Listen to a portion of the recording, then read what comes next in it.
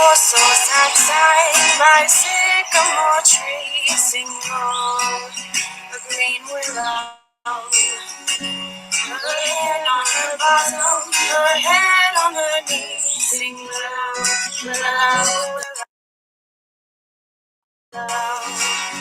Look up the trees,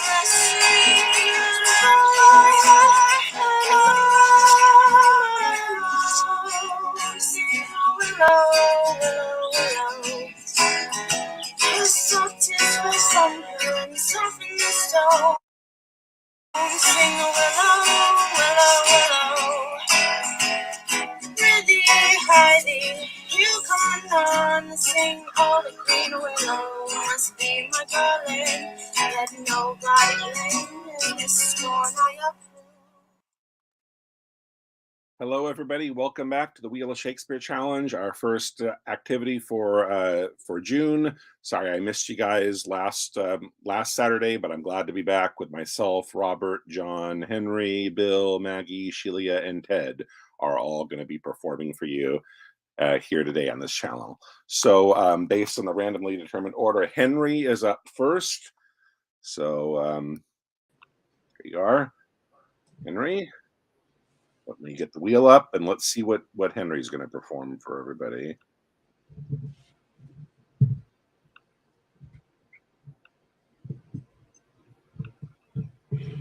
Okay, so Henry's going to do...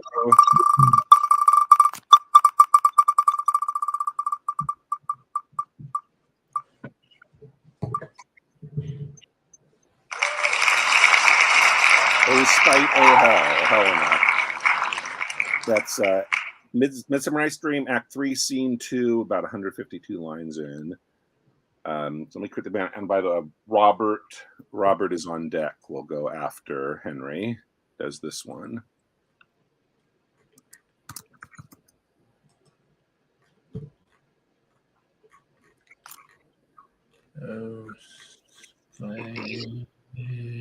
Oh, okay, got it. Okay, so whenever you're ready, go.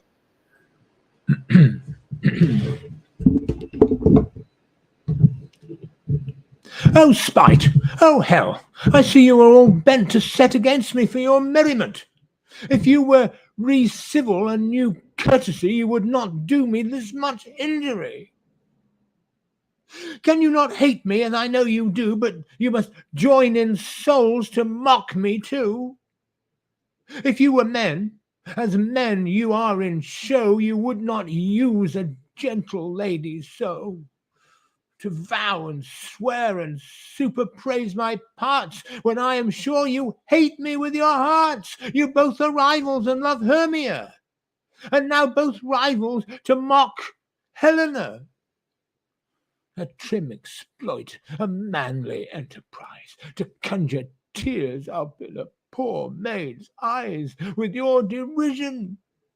None of noble sort would so offend a virgin, and extort a poor soul's patience, all to make you sport.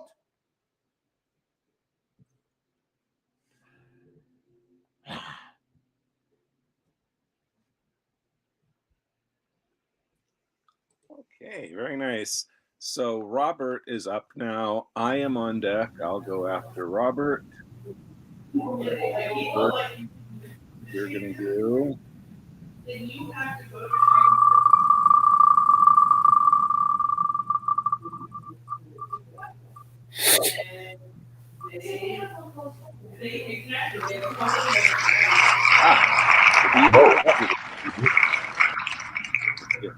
A bit of a challenge there. Okay, so this is what act and scene? Act 3, Scene 1. 3-1.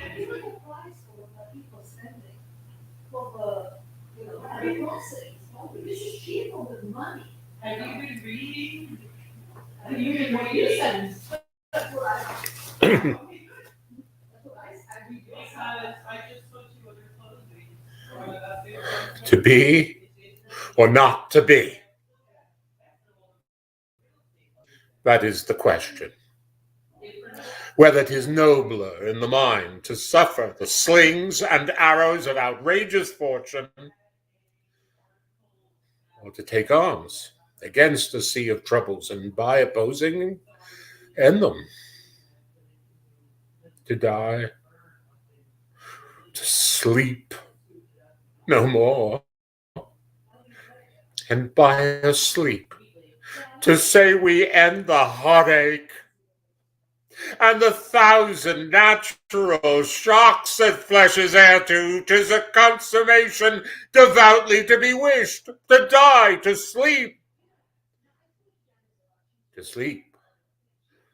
perchance to dream.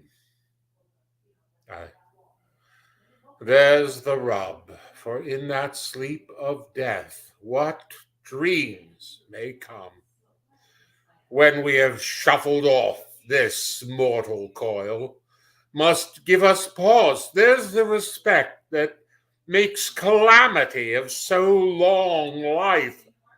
For who would bear the whips and scorns of time, the oppressor's wrong, the proud man's contumely, the pangs of despised love, the law's delay, the insolence of office, and the spurns that patient merit of the unworthy take, when he himself might his quietus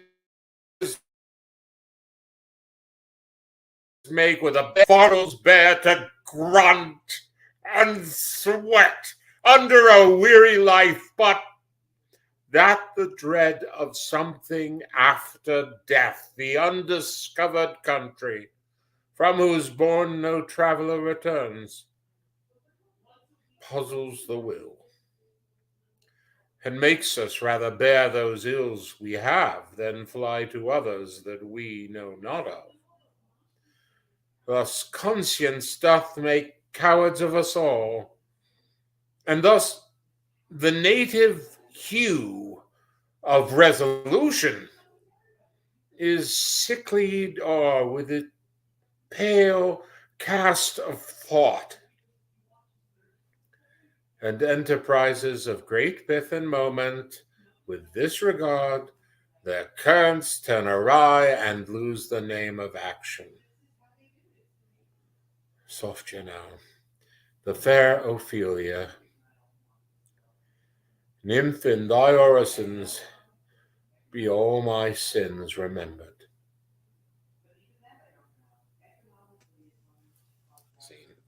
Okay, great. So I'm up now, and Bill is on deck. Bill will go after me after I perform.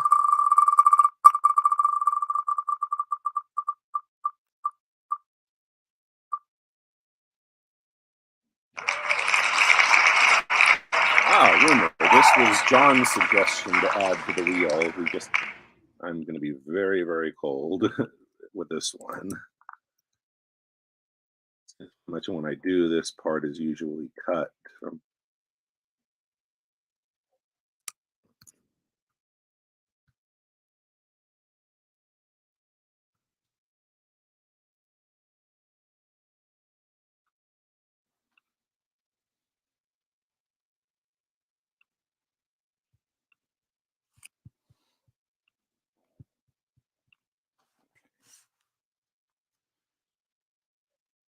Open your ears, for which of you will stop the vent of hearing when loud rumor speaks? I, from the Orient to the dropping West, making the wind my post horse, still unfold the acts commenced on this ball of earth. Upon my tongue's continual slanders ride, the which in every language I pronounce, stuffing the ears of men with false reports.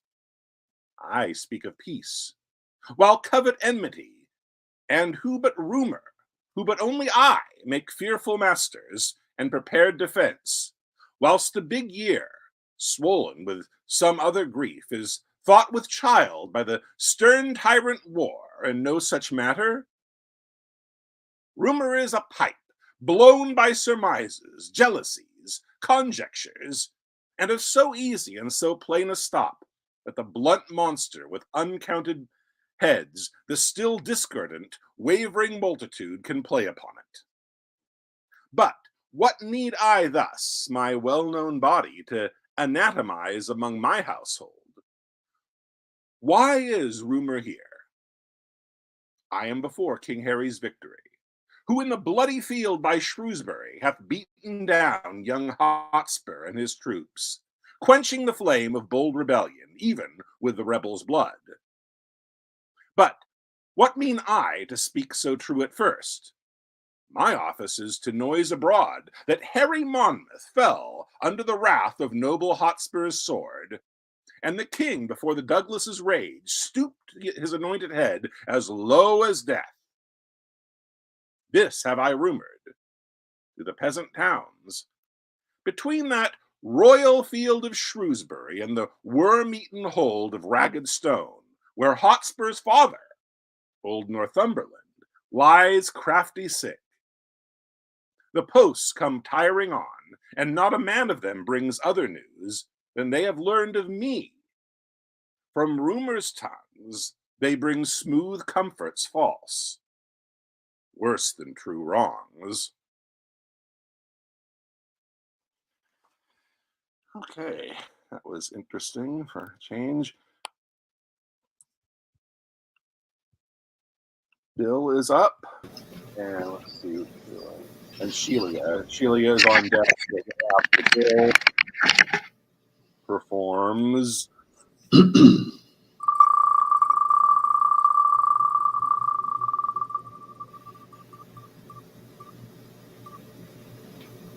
Oh boy. All cards. You get to choose. So, what would you like? Let's see. How about Hamlet's first soliloquy? I can't say that. Hamlet Act 1, Scene 2. Okay. Good choice. Whenever you're ready, go.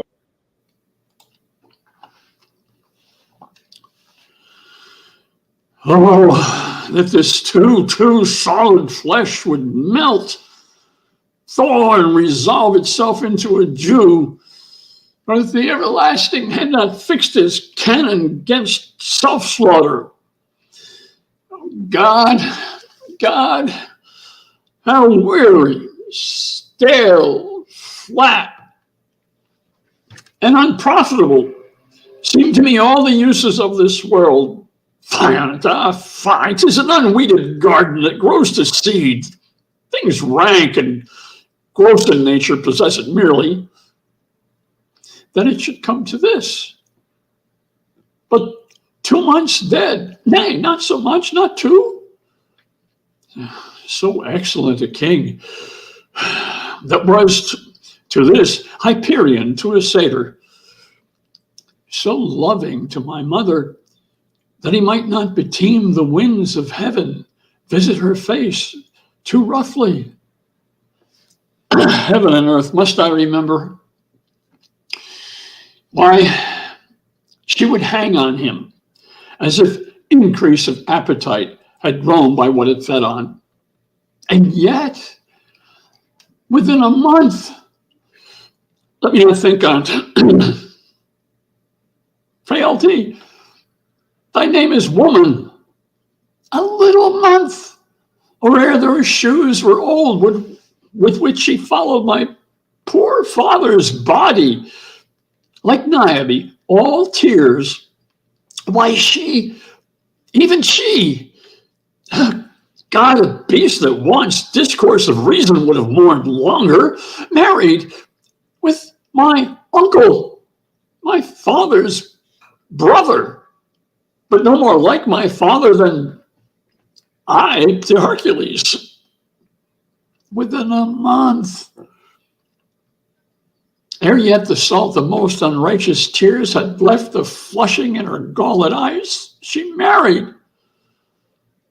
Ah, most wicked speed to post with such dexterity to incestuous sheets. It is not, nor it cannot come to good. But break my heart, for I must hold my tongue. Scene. Okay, awesome.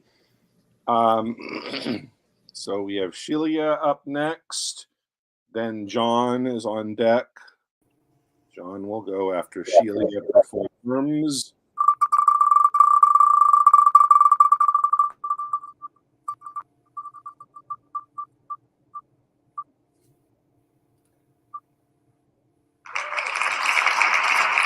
Oh, for a new use of fire. You go from one prologue to Henry play to another prologue to Henry play. Okay.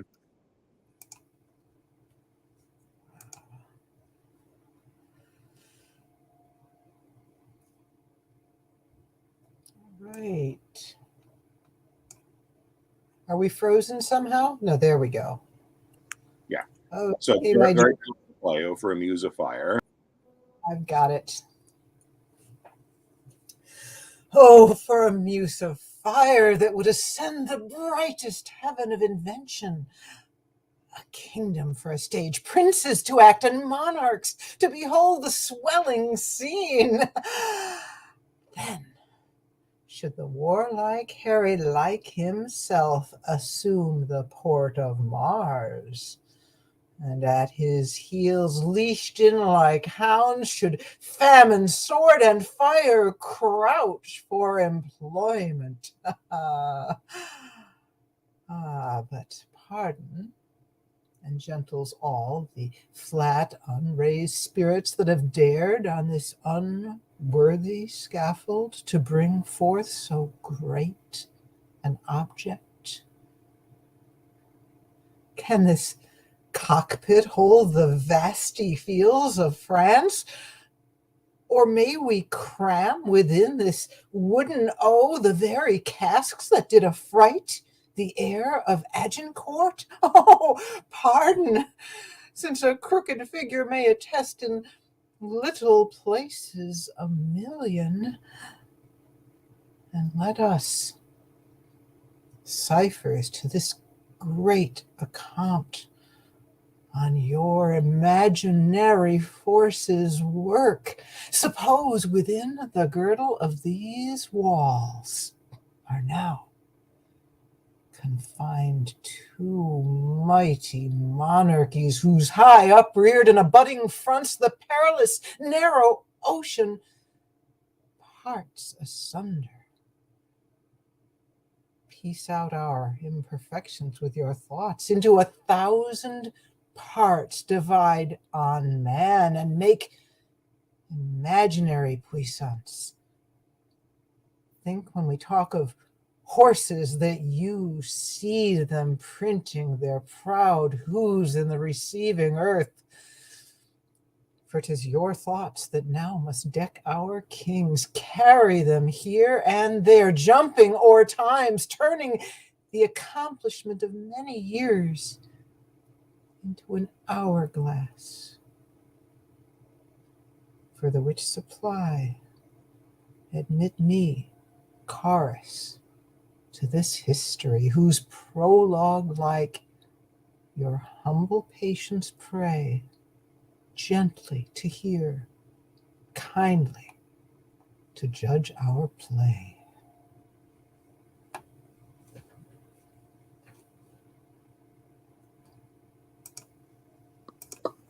Okay, great.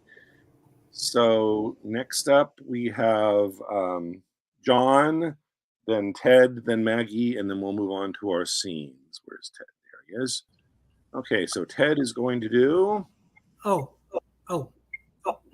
I thought I was after John. Oh, I'm sorry. Yeah, I'm sorry. You're right. John is going to do. Bishop of Carlisle, Mary, God forbid, denouncing the usurpation of the crown by Bolingbroke. Okay. But Act 4, Scene 1, Richard II.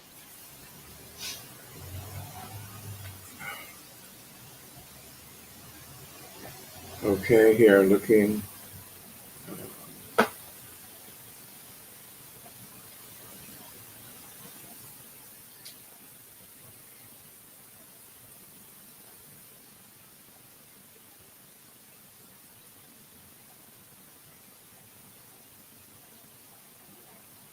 And what are those first words, please, again? Marry, God forbid, in response to hailing Bolingbroke as the new king.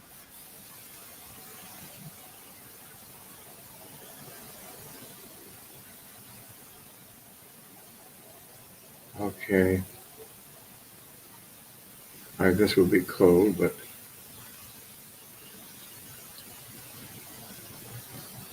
Mary, God forbid. Worse than this royal presence may I speak, yet best beseeming me to speak the truth.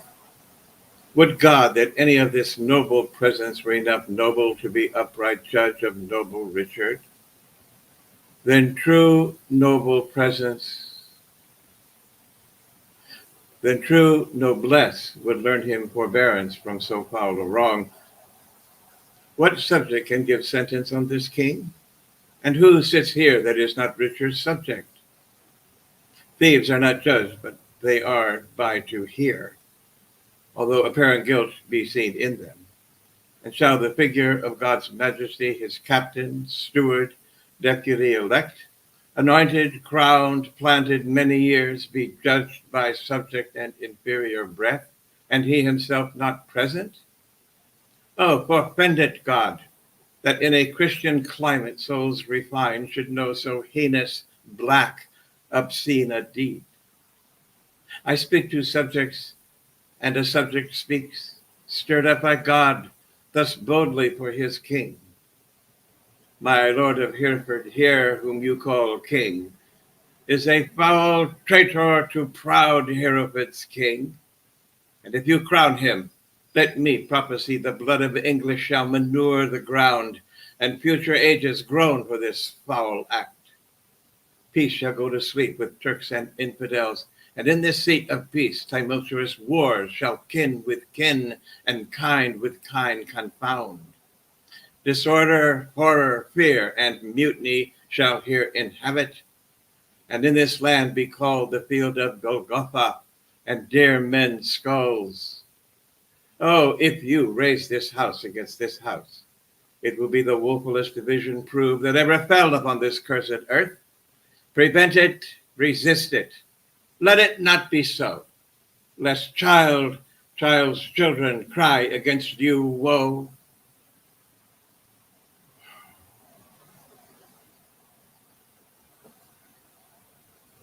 Scene.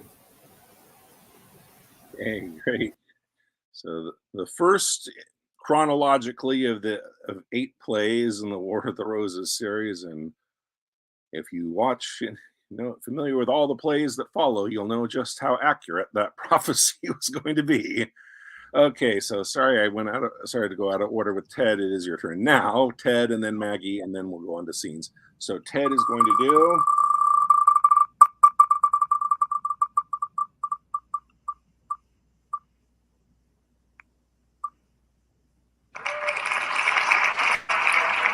Was every woman in this manner Richard III, Act 1, Scene 2, the end.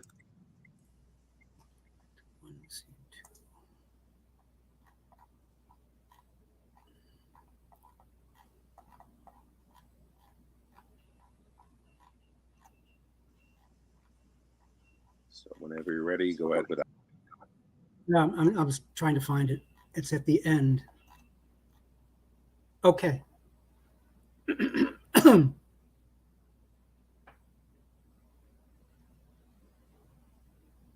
Was ever woman in this humor wooed? Was ever woman in this humor won? I'll have her, but I will not keep her long. What? I, that killed her husband and his father, to take her in her heart's extremest hate, with curses in her mouth, tears in her eyes, the bleeding witness of her hatred by, having God her conscience and these bars against me, and I nothing to back my suit at all, but the plain devil and dissembling looks, and yet to win her, all the world to nothing. Ha ha! Hath she forgot already that brave prince, Edward her lord, whom I, some 3 months since, stabbed in my angry mood at Tewkesbury? A sweeter and lovelier gentleman, framed in the prodigality of nature, young, valiant, wise, and no doubt right royal. The spacious world cannot again afford, and will she yet debase her eyes on me, that cropped the golden prime of this sweet prince, and made her widow to a woeful bed? On me, whose all not equals Edward's morty? On me, that halt and am unshapen thus, my dukedom to a beggarly denier? I do mistake my person all this while. Upon my life she finds, although I cannot, myself to be a marvelous proper man. I'll be at charges for a looking glass, and entertain some score of or two of tailors, to study fashions to adorn my body. Since I am crept in favor with myself, will maintain it with some little cost. But first I'll turn yon fellow in his grave, and then return lamenting to my love. Shine out, fair sun, till I have bought a glass, that I may see my shadow as I pass. Scene. What a wicked character and wicked monologue. Okay, Maggie will do our last monologue and then get to make the first choice for roles and the scenes that we spin afterwards. And you will, for now, your monologue you will do.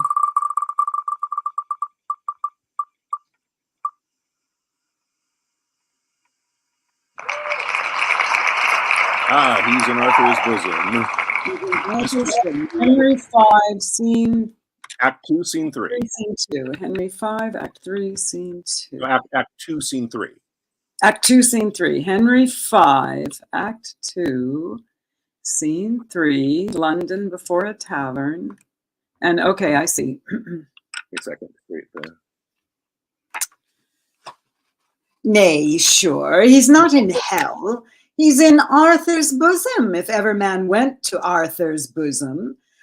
Made a finer end and went away, and it had been any Christem child, parted even just between 12 and 1, even at the turning of the tide. For after I saw him fumble with the sheets and play with the flowers and smile upon his fingers' ends, I knew there was but one way, for his nose was as sharp as a pen, and he babbled of green fields. How now, Sir John, quoth I, what man, be of good cheer? So he cried out, God, God, God, 3 or 4 times. Now I, to comfort him, bid him he should not think of God. I hoped there was no need to trouble himself with any such thoughts yet. So he bade me lay more clothes on his feet. I put my hand into the bed and felt them, and they were as cold as any stone. Then I felt to his knees, and they were as cold as any stone, and so upward, and all was as cold as any stone.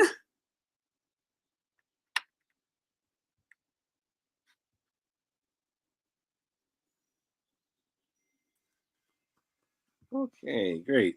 So you'll get the first choice amongst the scenes that I'm about to spin.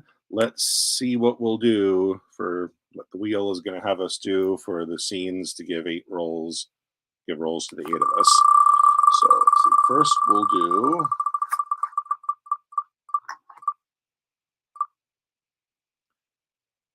Henry VI, Part 1.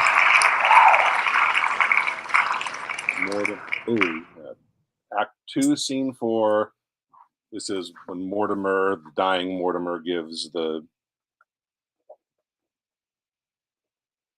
explains to Plantagenet his claim to the throne, which is going to be the basis of the Wars of the Roses that ensue.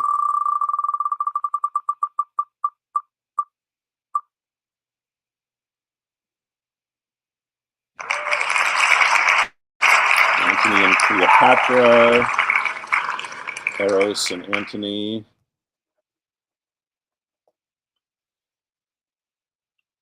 The suicide scene. He orders a slave to kill.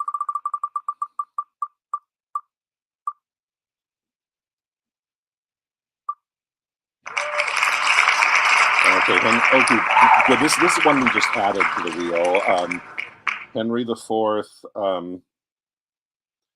part 1, Act 1, Scene 3. This is basically the preparation for the rebellion that's going to occur when, right after the I did deny no prisoners monologue, which we've done several times, but this is then the king and his supporters march out in anger, and now Hotspur and his father and his uncle are planning are basically pissed off at what just happened, and are planning their upcoming rebellion. So Hotspur, so that gives 7 rolls. So there's 3 rolls in that one, so that's 7 rolls. So the 8th one will be perform a second monologue.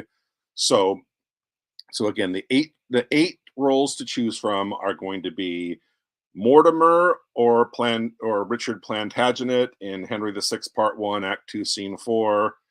Eros or Antony in Antony and Cleopatra, Act 4, Scene 14. Hotspur, Northumberland, or Worcester in Henry IV, Part 1, Act 1, Scene 3, or perform a second monologue if you don't like anything that's left when it's your turn to choose. But Maggie gets the first choice of those roles. What would you like? I think I'll take Mortimer, and I just want to be sure it's Henry VI, Part 1, Act 2, Yes. Scene 4, correct? Yes. Okay. Okay.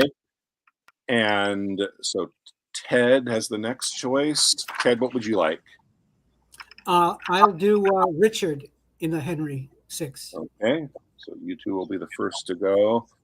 John, what would you like? Hotspur. Hotspur.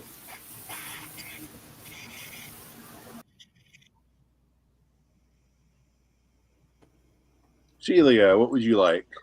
Oh, well, I know I want to be in the same scene with John. It looks like there's more than 3 characters there, so I was a little confused. Well, it's the scene from the point where Hotspur has delivered his "My liege, I did deny no prisoners" monologue. They've argued more, and now the king and all of the people still loyal to him have marched out, and it should just from that point on, it should just be Hotspur and his father Northumberland and his uncle Worcester. I'll be Worcester. Okay. So I'm sorry, I don't know the exact line in which it starts, but it'll be easy to find from the point that everyone else exits. Henry VI. Yeah, Bill, what would you like?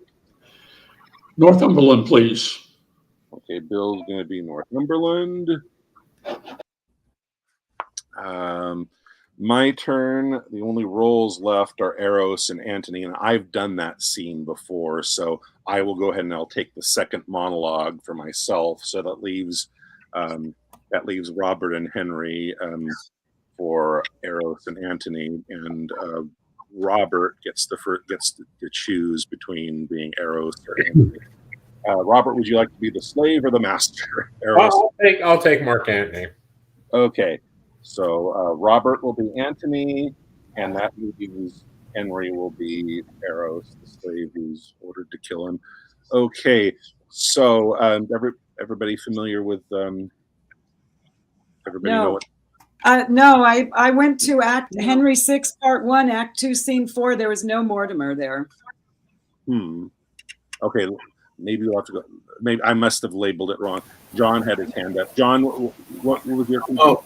Well, you had mentioned that you didn't know exactly where it started, and I'm looking, and I'm not sure either. Does anybody know where we would start? Who's we? Hotspur, Northumberland, and Worcester. John, Bill, and Celia. Or are you going to put that and deal with us separately? Let them go first. I think that the Antony and Cleopatra scene is the whole scene. It won't be hard to find. Maybe if you do that first, it'll give us the rest of us time. Yeah. But you're going to give us more instruction because that Henry VI, Part 1, Act 2, Scene 4 is what you told us, and that's not the one. That's not. It'll give me a chance to look for it. Yeah. Good. Okay. See you guys later. Bill, it's Henry and Robert.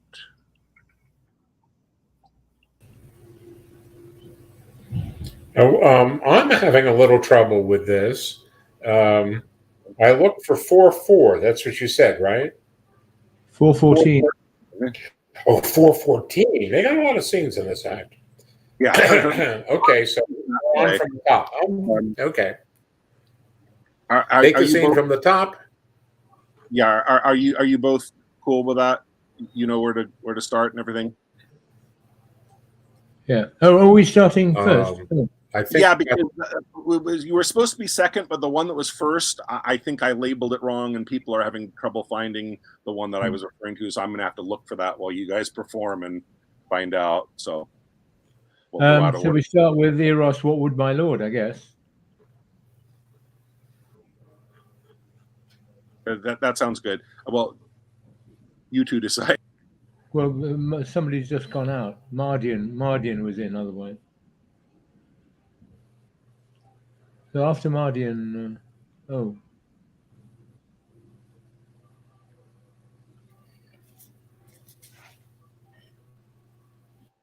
Well, they're fixing up. Oh, Mark. The first scene. Oh no, yeah, go from. Yes, Mark Antony. So, if you go from unarm Eros, the long day's task is done. You see that? Oh, I see. Yeah, that way we get rid of Mardian, eh? Yeah.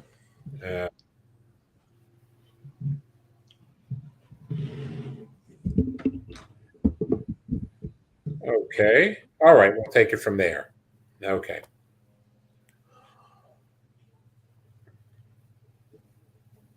Can I just say the long day.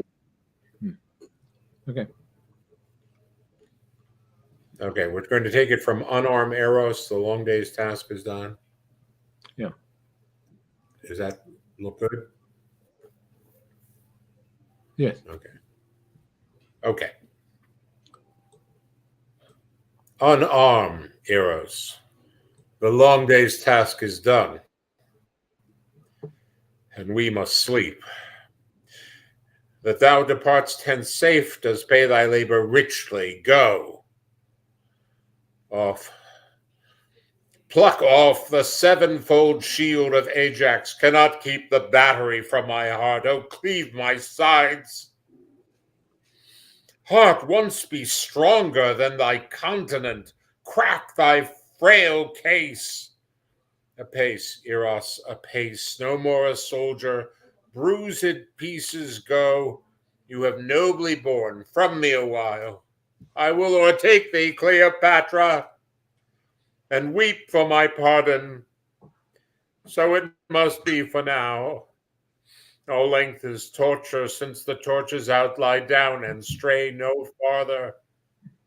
Now all labor mars what it does, yea, the very force entangles itself with strength. Seal then, and all is done.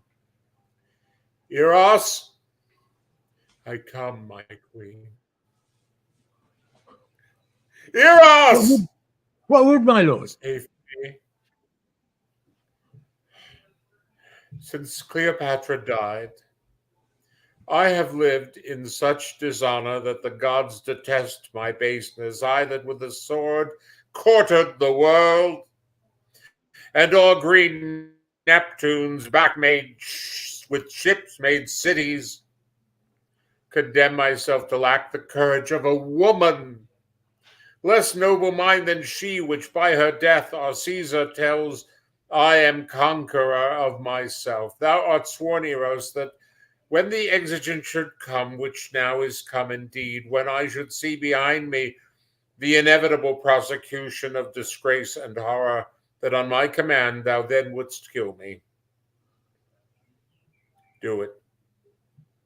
The time has come.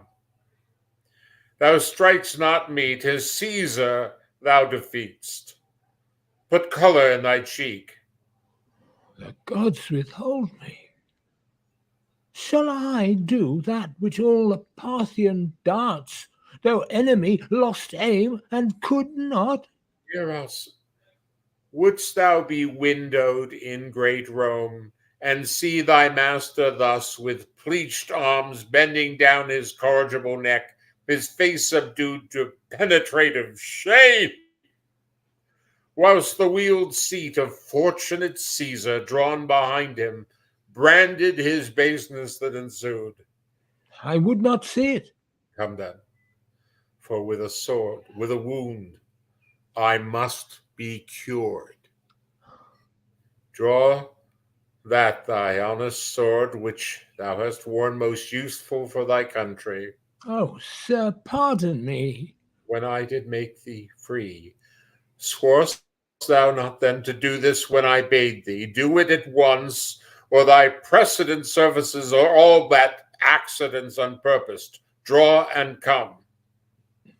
Turn from me, then, that noble countenance wherein the worship of the whole world lies. Lo thee. My sword is drawn. Then let it do at once the thing why thou hast drawn it. My dear master, my captain, and my emperor, let me say before I strike this bloody stroke, farewell. 'Tis said, man, and farewell. Farewell, great chief. Shall I strike now? Now, Eros. Why? There, then. Thus do I escape the sorrow of Antony's death.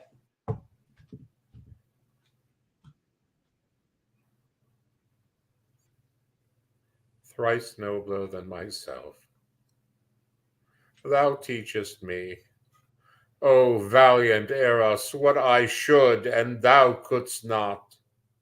My queen and Eros have by their brave instruction got upon me a nobleness and record, but I will be a bridegroom in my death, and run into it as to a lover's bed. Come then, and Eros, thy master, dies thy scholar. To do thus, I learned of thee.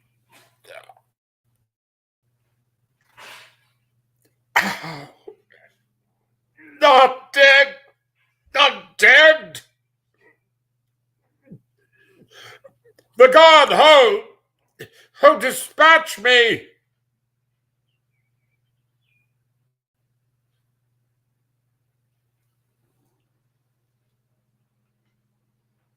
Scene. Okay, great work, you guys. Great scene. So yeah, I had noticed, and Maggie pointed it out as well, that for Edmund Mortimer and Plantagenet, the jailer comes in briefly, says a couple things. I'll go ahead and take those couple lines, put myself in, and take myself. Let's see, we have so Maggie and Ted. I'm looking at the text now, so Yeah. tell me when it comes up. I think it's actually I take Ted out. He the jailer. Oh, he enters later and you're there. Okay, but you're ready. But they're all, everybody's ready. Okay. Yeah, go. So you start. I'm bringing it. Okay. Kind keepers of my weak, decaying age, let dying Mortimer here rest himself. Even like a man new hailed from the rack, so fare my limbs with long imprisonment. And these gray locks, the pursuivants of death, Nestor-like aged in an age of care, argue the end of Edmund Mortimer. These eyes, like lamps whose wasting oil is spent, wax dim as drawing to their exigent. Weak shoulders, overborne with burthening grief, and pitiless arms, like to a withered vine that droops his sapless branches to the ground, yet are these feet, whose strengthless stay is numb, unable to support this lump of clay. Swift-winged with desire to get a grave, as witting I no other comfort have. But tell me, keeper, will my nephew come? Richard Plantagenet, my lord, will come. We sent unto the temple, unto his chamber, and answer was returned that he will come. Enough. My soul shall then be satisfied. Poor gentleman, his wrong doth equal mine. Since Henry Monmouth first began to reign, before whose glory I was great in arms, this loathsome sequestration have I had. And even since then hath Richard been obscured, deprived of honor and inheritance. But now the arbitrator of despairs, just death, kind umpire of men's miseries, with sweet enlargement doth dismiss me hence. I would his troubles likewise were expired, that so he might recover what was lost. My lord, your loving nephew now is come. Richard Plantagenet, my friend, is he come? Aye, noble uncle, thus ignobly used your nephew, late despised Richard comes. Direct mine arms, I may embrace his neck, and in his bosom spend my latter gasp. Oh, tell me when my lips do touch his cheeks, that I may kindly give one fainting kiss. And now declare, sweet stem from York's great stock, what didst thou say if thou late wert despised? First, lean thine aged back against mine arm, and in that ease I'll tell thee my disease. This day, in argument upon a case, some words there grew twixt Somerset and me, among which terms he used his lavish tongue, and did upbraid me with my father's death, which obloquy set bars from my tongue, else with the like I had requited him. Therefore, good uncle, for my father's sake, in honor of a true Plantagenet, and for alliance sake, declare the cause my father, Earl of Cambridge, lost his head. That cause, fair nephew, that imprisoned me and hath detained me all my flowering youth within a lonesome dungeon, there to pine, was cursed instrument of his decease. Discover more at large what cause that was, for I am ignorant and cannot guess. I will, if that my fading breath permit, and death approach not ere my tale be done. Henry IV, grandfather to this king, deposed his nephew Richard, Edward's son, the first begotten and the lawful heir of Edward King, the third of that descent, during whose reign the Percys of the North, finding his usurpation most unjust, endeavored my advancement to the throne. The reason moved these warlike wards to this was for that young Richard, thus removed, leaving no heir begotten of his body, I was the next by birth and parentage, for by my mother I derived am Lionel, Duke of Clarence, the third son to King Edward III, whereas he from John of Gaunt doth bring his pedigree, being but fourth of that heroic line. But mark, as in this haughty attempt they labored to plant the rightful heir, I lost my liberty, and they their lives. Long after this, when Henry V, succeeding his father Bolingbroke, did reign, the father, Earl of Cambridge, then derived from famous Edmund Langley, Duke of York, marrying my sister that thy mother was, again in pity of my hard distress, levied an army, weening to redeem and have installed me in the diadem. But as the rest, so fell the noble earl and was beheaded. Thus the Mortimers, in whom the tide rested, were suppressed. Of which, my lord, your honor is the last. True. And thou seest that I no issue have, and that my fainting words do warrant death. Thou art my heir. The rest I wish thee gather, but yet be weary in thy studious care. Thy grave admonishments prevail with me, but yet methinks my father's execution was nothing less than bloody tyranny. With silence, nephew, be thou politic. Strong fixed is the house of Lancaster, and like a mountain not to be removed. But now thy uncle is removing hence, as princes do their courts when they are cloyed with long continuance in a settled place. Oh, uncle, would some part of my young years might but redeem the passage of your age. Thou dost then wrong me, as that slaughter doth which giveth many wounds when one would kill. Mourn not, except thou sorrow for my good. Only give order for my funeral, and so farewell, and fair be all thy hopes, and prosperous be thy life in peace and war.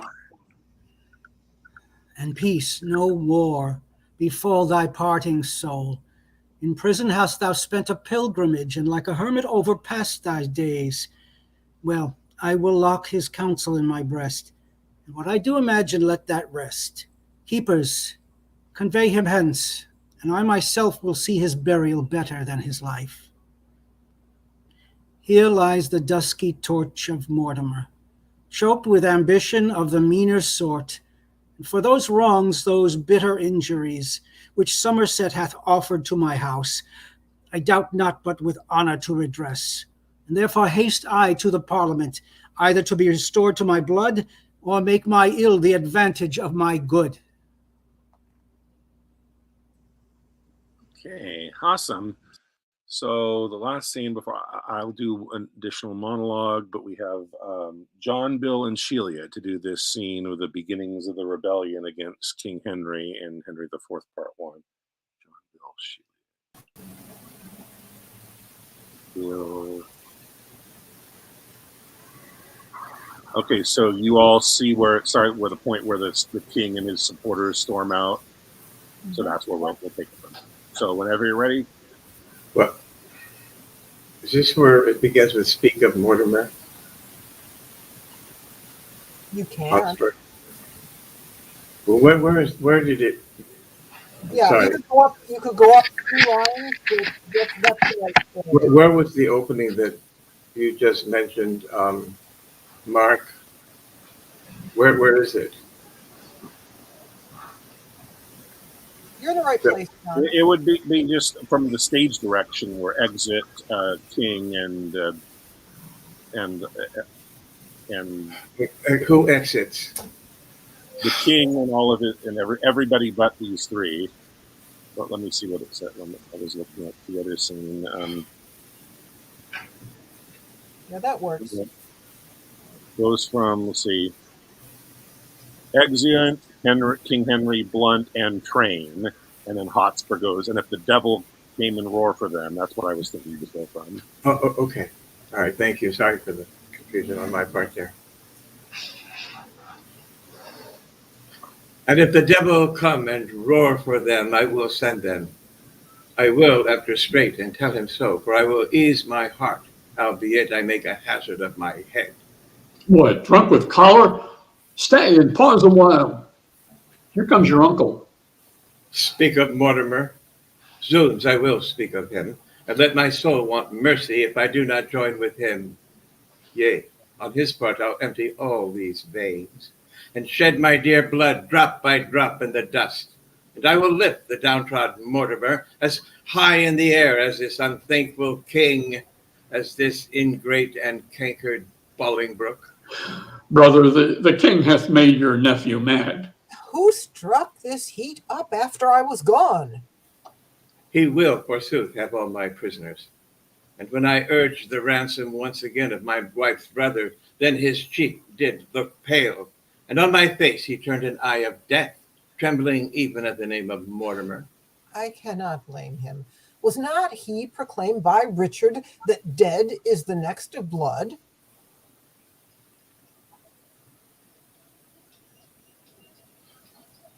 He was. I heard the proclamation, and then it was when the unhappy king, whose wrongs in us God pardon, did set forth upon his Irish expedition, from whence he intercepted did return to be deposed and shortly murdered.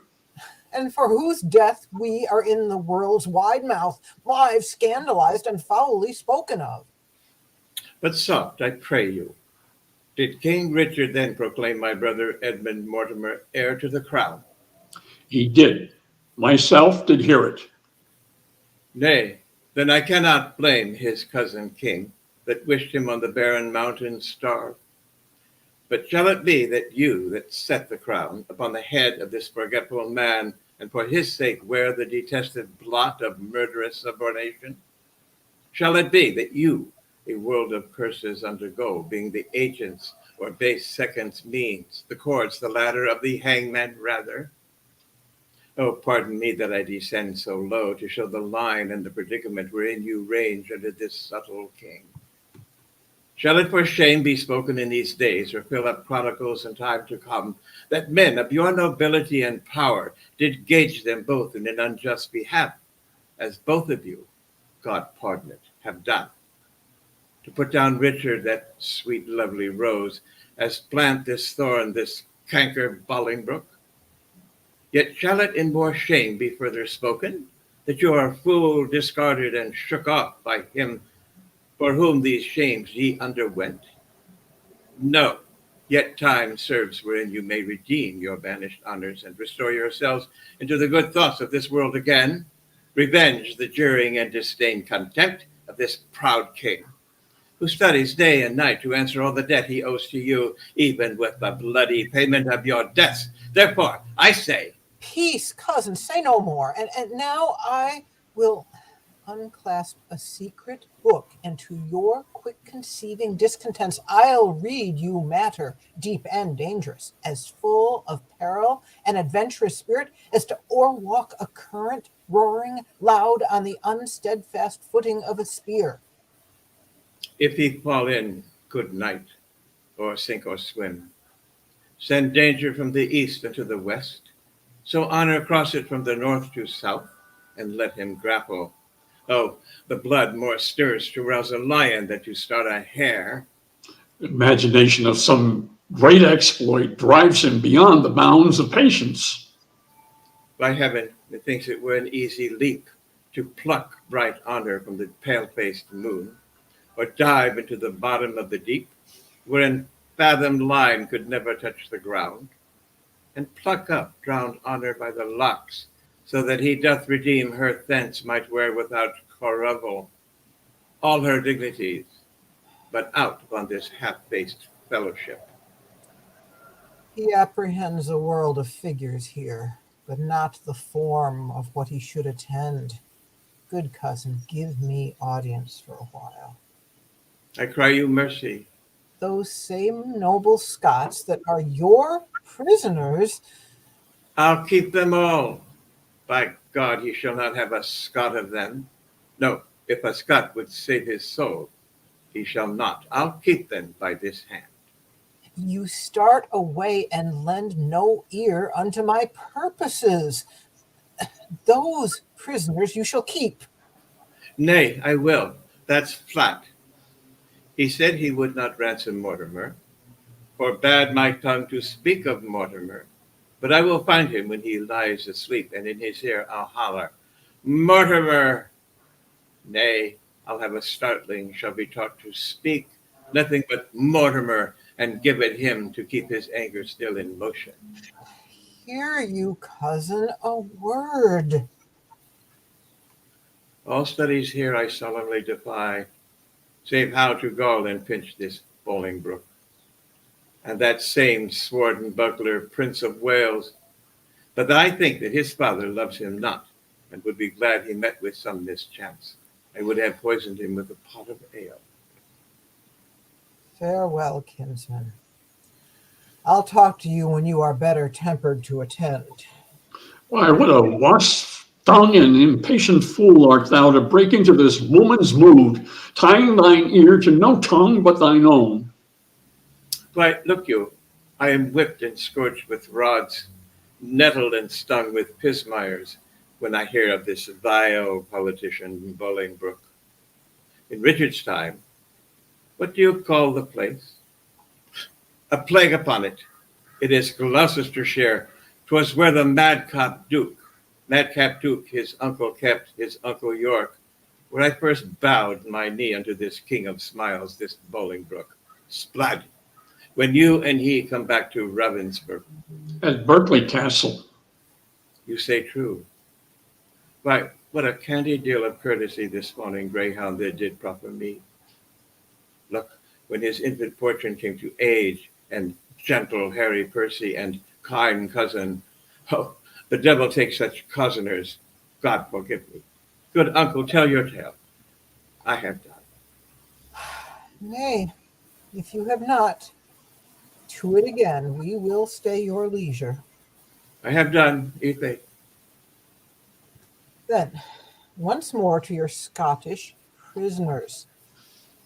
Deliver them up without their ransom straight, and make the Douglas son your only mean for powers in Scotland, which for diverse reasons, which I shall send you written, be assured will be granted.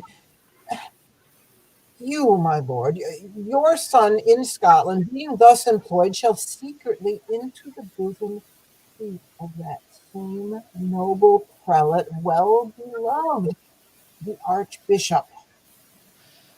Of York, is it not?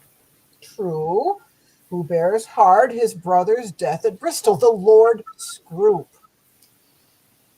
I speak not this in estimation as what I think might be, but what I know is ruminated, plotted, and set down, and only stays but to behold the face of that occasion that shall bring it on.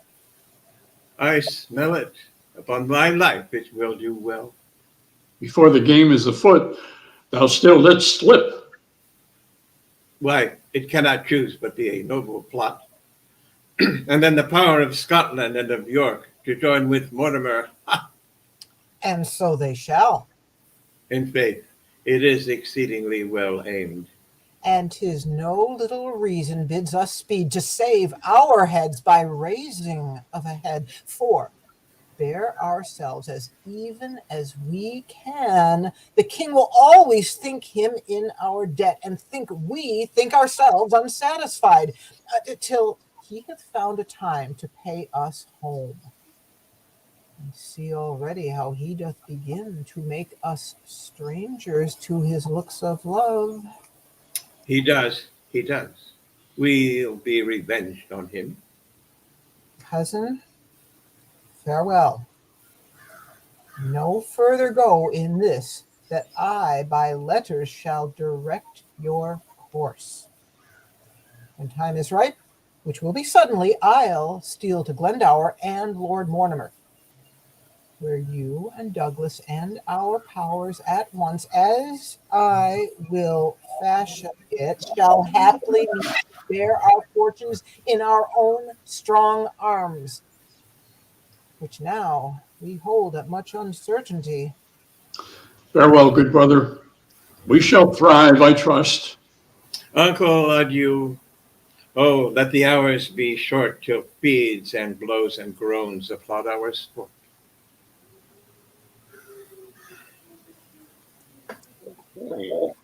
Nice.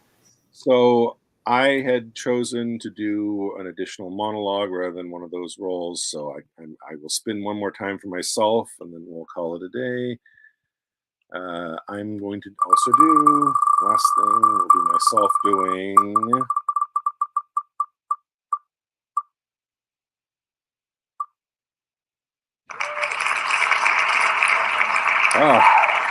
Good one to finish on. I'm not aware of Richard II.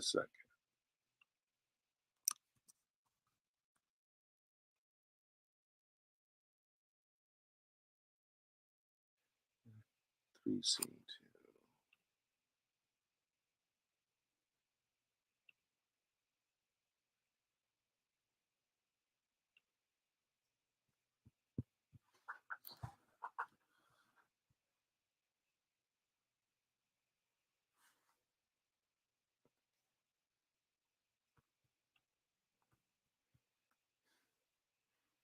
No matter where, of comfort no man speak.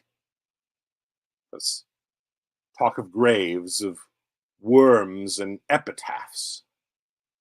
Make dust our paper, and with our rainy eyes write sorrow on the bosom of the earth. Let's choose executors and talk of wills, and yet not so. For what can we bequeath save our deposed bodies to the ground? Our lands, our lives, and all falling brooks. And nothing can we call our own but death, and that small model of the barren earth which serves as paste and cover to our bones. For God's sake, let us sit upon the ground and tell sad stories of the death of kings. As some have been deposed, some slain in war, some haunted by the ghosts they have deposed, some poisoned by their wives, some sleeping killed, all murdered. Within the hollow crown that rounds the mortal temples of a king keeps death his court. And there the antic stirs, scoffing his state and grinning at his pomp, allowing him a breath, a little scene to monarchize. They feared and killed with looks, infusing him with self and vain conceit, as if this flesh which walls about our life were brass impregnable. And humored thus, comes at the last with a little pin, bores through his castle wall, and farewell, king.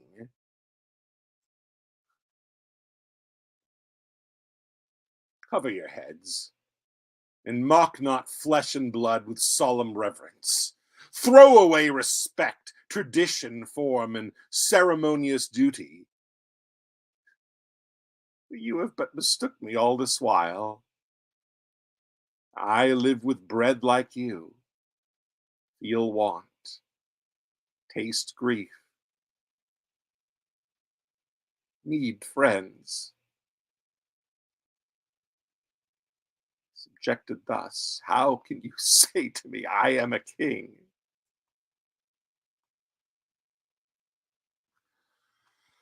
Okay. Thank you to everybody that performed with us today. Great job. This concludes this round for the first weekend of June. We'll see you guys next week. Same channel for same time, same channel for the Wheel of Shakespeare. See you guys then. Bye now.